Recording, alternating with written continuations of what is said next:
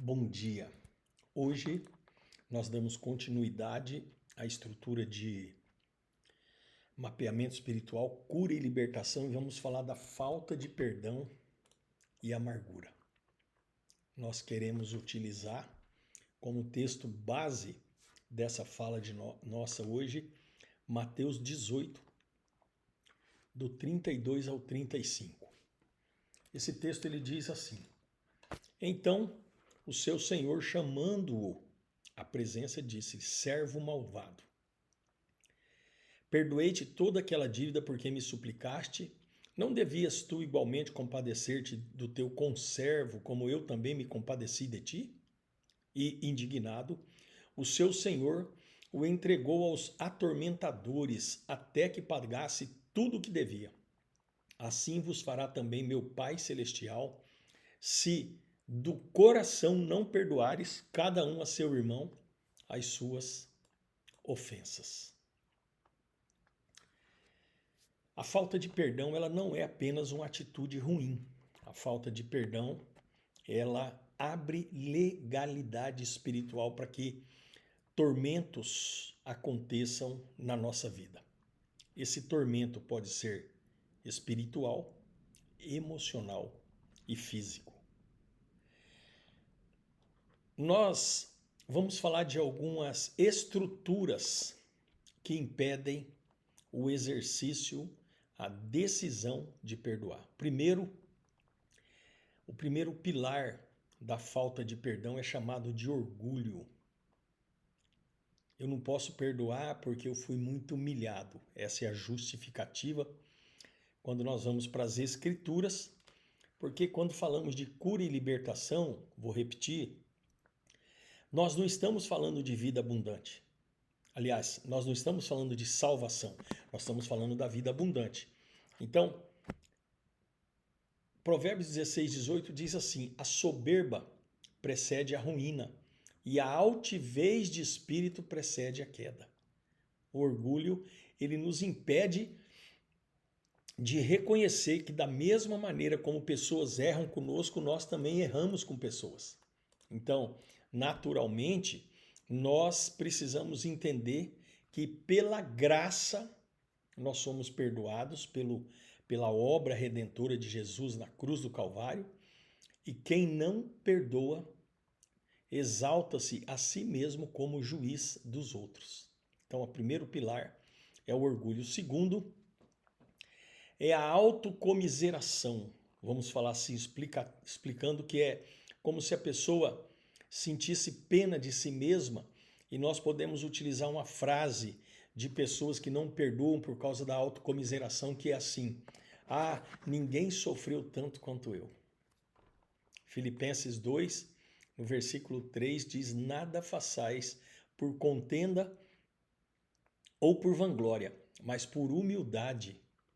Cada um considere os outros superiores a si mesmo. O espírito de autocomiseração, ele torna a pessoa escrava de si mesma na sua dor, impedindo-a de olhar para a cura que Deus oferece por meio da liberação do perdão. O terceiro pilar, nós vemos ali, é aquilo que nós chamamos de raiz de amargura. Sabe qual a frase utilizada por quem tem essa doença chamada raiz de amargura? Eu nunca vou esquecer o que me fizeram. Essa é a justificativa carnal, humana, antropocêntrica, terrenal. Hebreus 12:15 traz o remédio para essa frase.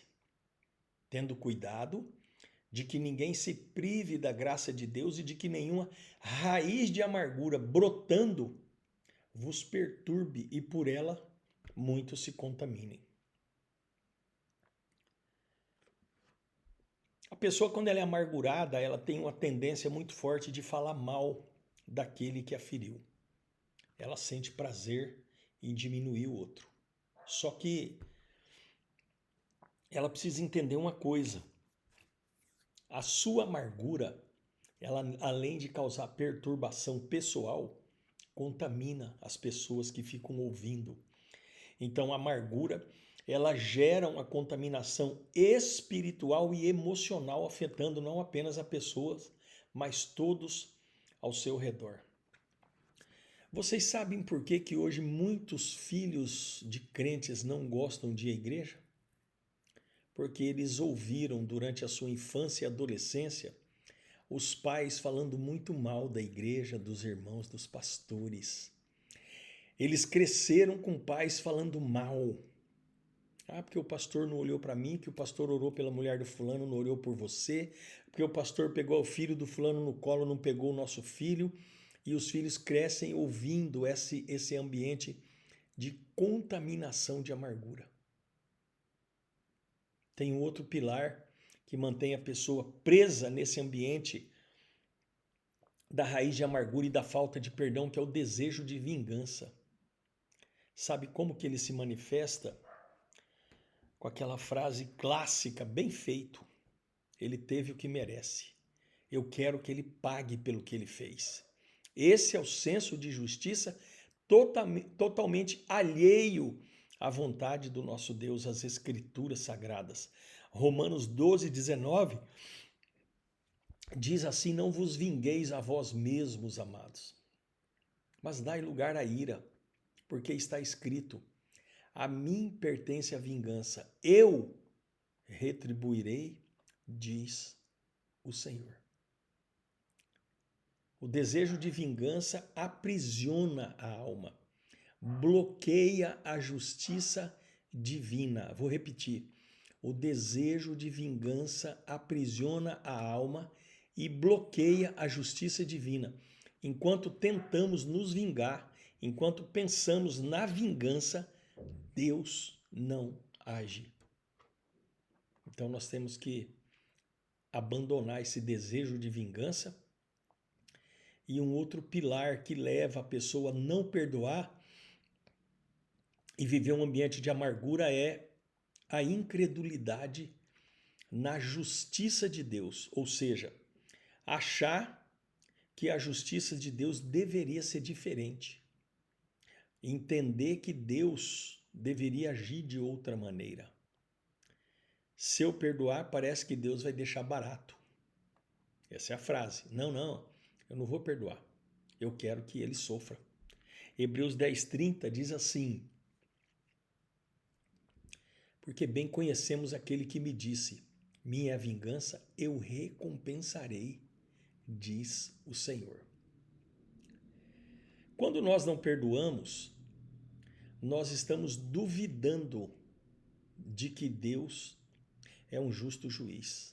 É uma afronta à soberania de Deus não liberar perdão, entendendo que Deus deve fazer justiça ao nosso modo. Então isso é muito sério. E tem o último pilar da falta de liberação de perdão, que é o esquecimento da misericórdia recebida. Nós, às vezes, nos esquecemos da bondade e grandeza do que Deus fez por nós e para nós. É como se disséssemos assim: eu mereço perdão, mas ele não merece. Mateus 6, os versículos 14 e 15. Porque se perdoardes aos homens as suas ofensas, também vosso Pai Celestial vos perdoará a vós. Se, porém, não perdoardes aos homens as suas ofensas, também vosso Pai não perdoará as vossas ofensas. Só quem esquece o tamanho do perdão que recebeu de Deus vai se tornar implacável com outros. Essa dureza de coração fecha uma porta para o fluir da graça. Então nós temos que entender que a falta de perdão ela não prejudica apenas o outro. A falta de perdão nos prende a espíritos atormentadores. A falta de perdão contamina outras pessoas. A falta de perdão impede o agir de Deus e a falta de perdão é uma manifesta incredulidade à perfeita justiça do grande eu sou. Então hoje é dia de fechar qualquer porta aberta em relação ao tormento espiritual através de um perdão genuíno e cordial. O que nós vamos escolher? Continuaremos atormentados ou vamos decidir perdoar e continuar livres? Então nós falamos aqui do orgulho, da autocomiseração, da raiz de amargura, do desejo de vingança, da incredulidade da justiça de Deus e do esquecimento da misericórdia recebida, né? Nós precisamos compreender a plenitude do poder de Deus sobre a nossa vida e de uma vez por todas liberar perdão para as pessoas que precisam que nós liberemos perdão. Por quê? Porque essa é a vontade do grande eu sou. Nós vamos falar amanhã, se Deus quiser, sobre palavras ou pragas proferidas, palavras torpes proferidas por pais ou autoridades sobre a vida dos seus filhos. Amém? Senhor, nós te louvamos nessa manhã, te pedimos em nome de Jesus que o pão nosso de cada dia nos dê hoje, Senhor. Nós desejamos o pão nosso. Nós te agradecemos pelo pão nosso. Nós recebemos nas nossas mãos o pão e a semente para que possamos comer e celebrar e para que possamos semear na semeadura de acordo com os princípios das Escrituras. Nós te louvamos essa manhã e declaramos as bênçãos do Senhor sobre toda a nossa geração, nossos filhos, os filhos dos nossos filhos. Nós declaramos em nome de Jesus a paz de Deus dentro dos muros de Jerusalém. Em nome de Jesus, que haja bênção sem medida naquela cidade. Nós te pedimos, Senhor, que, acima de tudo também, o Senhor abençoe com a tua paz a cidade que nós moramos. Que, em nome de Jesus Cristo, a nossa cidade e as autoridades aqui constituídas sejam enriquecidas com a tua paz. Obrigado, Deus, pelo dia de hoje. Obrigado pela tua graça e poder. Nós te louvamos no nome santo do Senhor Jesus. Amém. E até amanhã, se Deus quiser. Graça e paz.